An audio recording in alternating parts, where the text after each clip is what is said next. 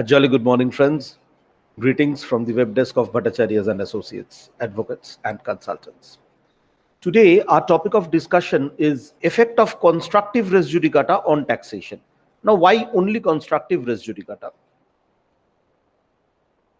Because we all know res judicata as a doctrine, which is propounded under the section 11 of the Code of Civil Procedure, practically has very limited effect on the field of taxation. The manifestation is very limited of the doctrine of res judicata in the field of taxation. Why? Because there are plethora of judgments saying that each assessment period or each assessment is a separate cause of action. So one assessment cannot bind the other. So in an effect, you can nudge similar types of questions for different assessment years, time and again. But if you go to the doctrine of constructive res judicata, which is explanation 4 provided in section 11 of the Code of Civil Procedure, you will see the be all and end all of the doctrine is this: those defenses or points of attacks, those points that should have been taken in a particular proceeding,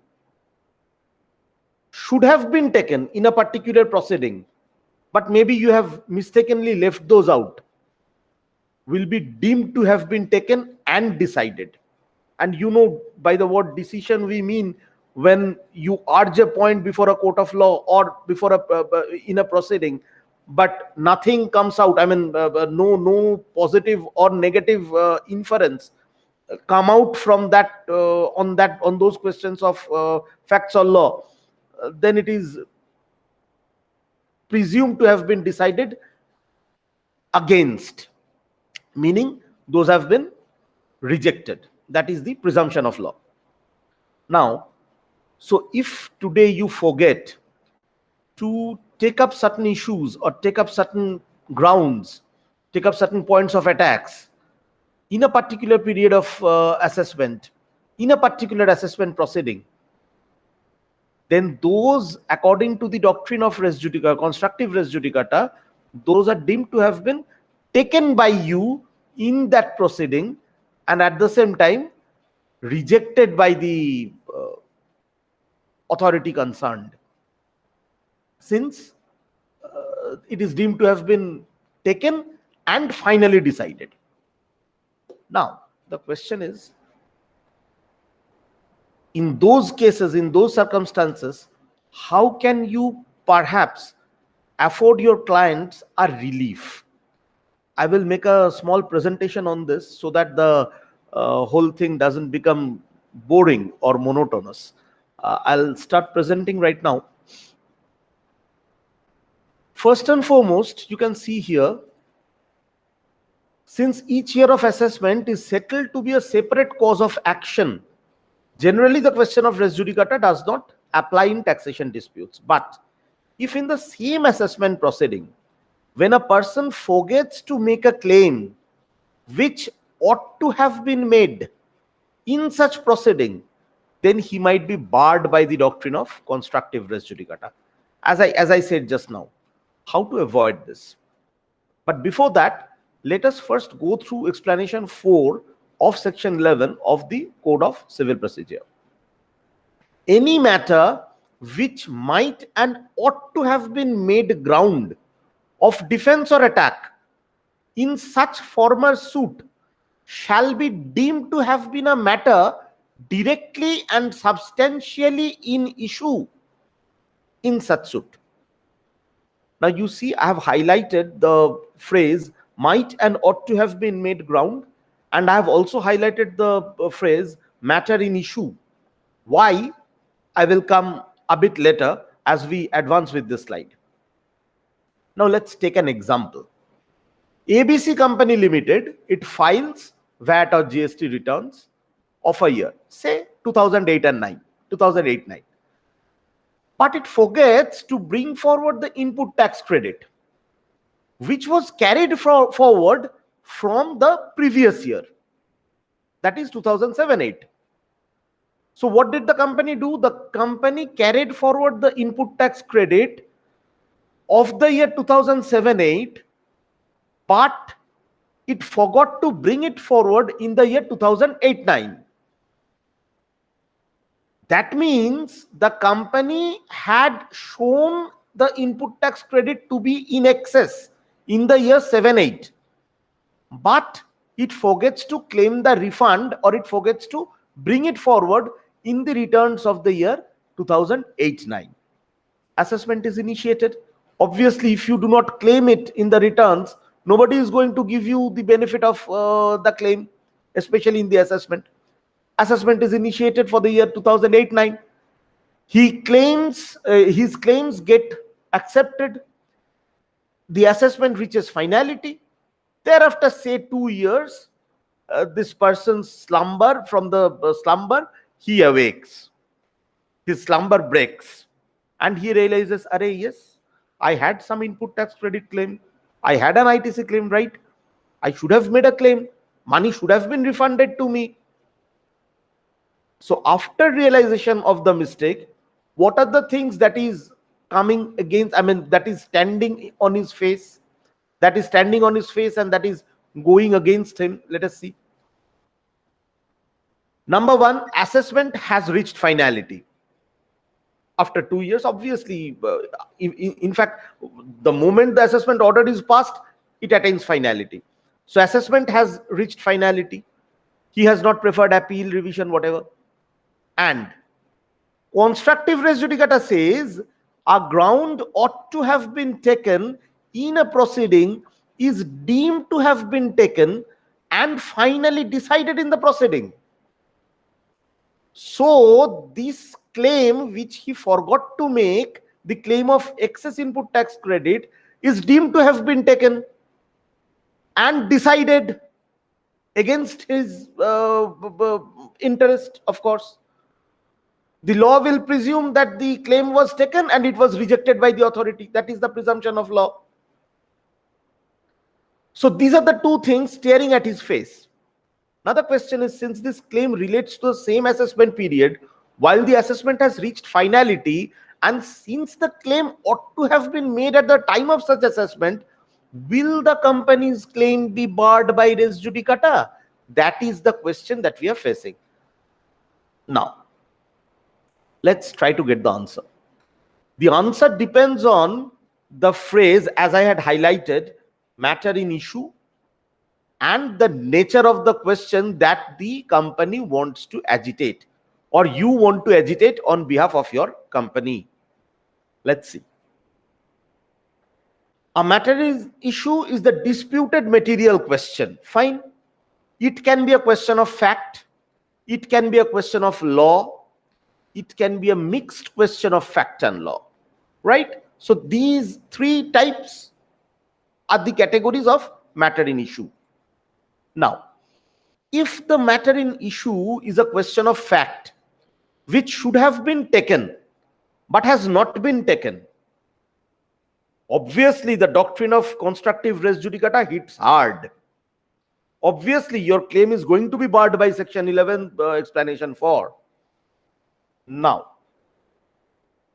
if this is a question of law,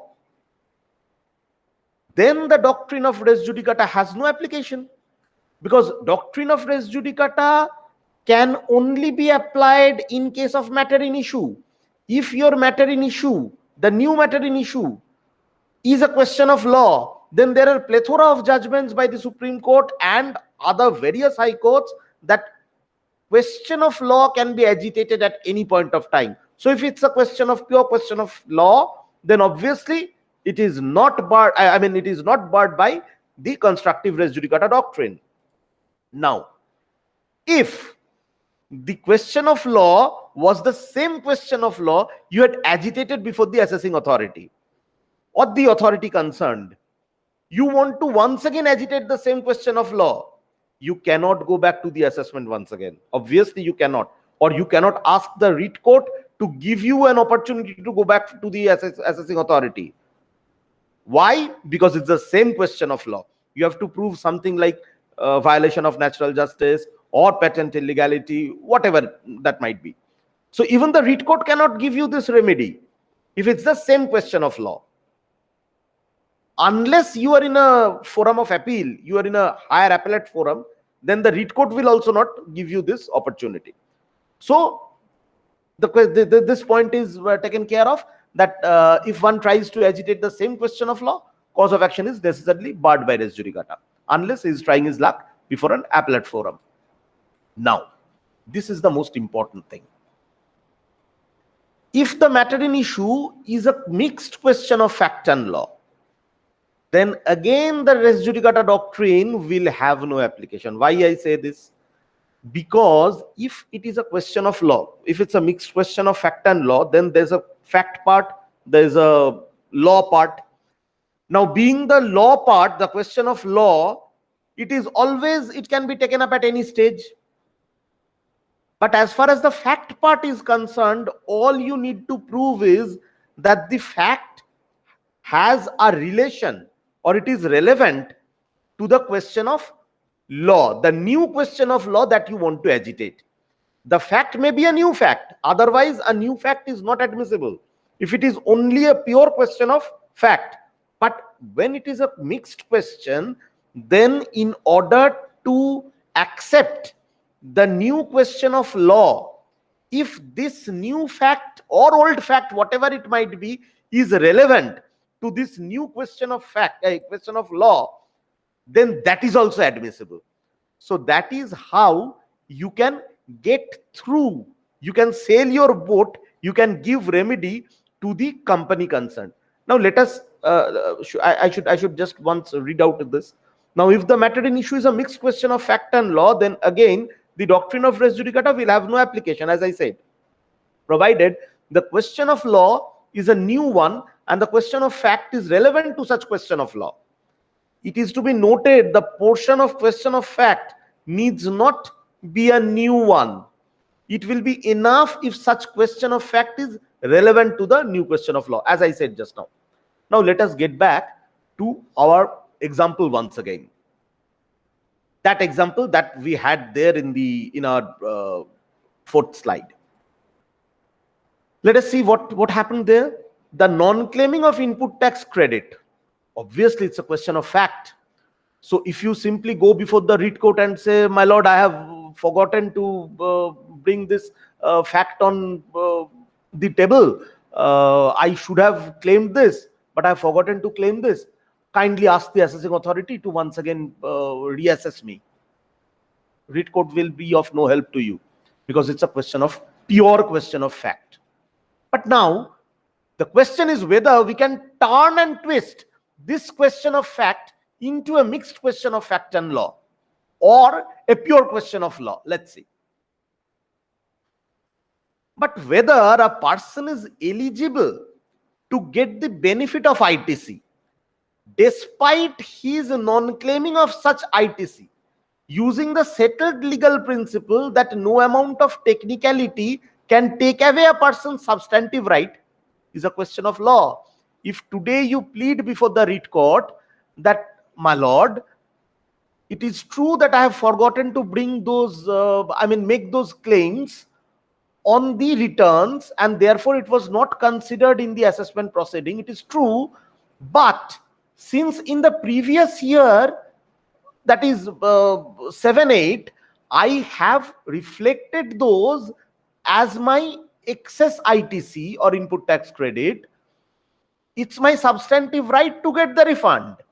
Now, whether I fill in a parchment of paper and whether I adhere to the technicalities and the rules of those technicalities, can my substantive right be denied? I am not a thief. I have not made anything wrong. I have not done anything illegal. This ITC, this input tax credit, I am supposed to get the refund. It is my money. I'm supposed to get the refund. That is the substantive law. The substantive law gives me that opportunity. Now today, since I have mistakenly forgotten to fill a return form, just by dint of that fact, my refund will be withheld. This question that whether a technicality can take away your substantive right, this question is essentially a question of law. Now, let's say, now if you look carefully at the example, you will see that the person had carried forward the excess ITC of 2007-8, as I told you, but forgot to claim or bring forward the same in the next year's return, that is 2008-9. This is otherwise a question of fact. Of course, he has claimed it in the previous year, he has not claimed it the next year. On the current year of assessment, he has not claimed. On the previous year, he had demarcated his excess input tax credit. These are questions of fact. But the moment you say that despite not filling my returns, I am liable to get, or rather I am eligible to get the ITC because no amount of technicality can take away my substantive right, that becomes a question of law. I mean, since that is a question of law that you are urging, and this fact is supplementing your question of law, the whole thing becomes a mixed question of fact and law. So this fact will also get admissible because it is appended to a question of law, and the question of law, being a question of law, can be taken up even at the writ stage. But since we have already agitated the question of law that one substantive right cannot be taken away by technical latches, this new set of facts become relevant to the new question of law, which goes to show that the fact of claiming of excess ITC in previous year's return was a substantive right. Therefore, thus, the question whether the company is eligible to get the benefit of input tax credit despite non-claiming the same in the relevant year's return, along with the fact that it had reflected the excess ITC in previous year's returns, makes it a mixed question of fact and law. Thus, the relief of the company will be saved from the doctrine of constructive res judicata. So that is how you can save your clients. You can get hold of your own company affairs, and obviously you can turn a pure question of fact into a mixed question of fact and law, so that your substantive right is not marred. Kindly bear one thing in mind: a substantive right, if you have it, no amount of technicality can take away your substantive right. That is what the Honorable Supreme Court in plethora of judgments have already established.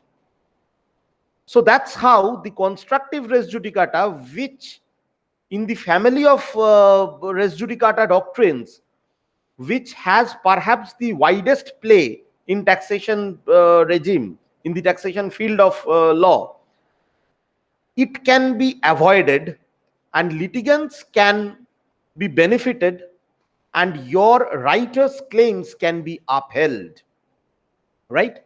So that's how we come to a close of this session. I won't go into much more details because I just don't want to make the video more lengthy. As per my video editing teams, they're saying that I have made it more lengthy in many of the cases. Anyway, I take a cue from them and I become more intelligent today. And as far as the question of law is concerned, I will come up with a session on question of law and question of facts. I'll try to come up with a session especially on the question of law, because that is something which is very important in tax, especially in taxation regime, because there are many things, many assessments which are reopened on the question of law. Now, whether it's a question of law or it's a question of fact is something which we all need to understand. Let's keep it that for the next session. Let's all be in good health. That's all for today from the web desk of Bhattacharya and Associates. This is Bodhan Bhattacharya, the managing partner of Bhattacharya and Associates.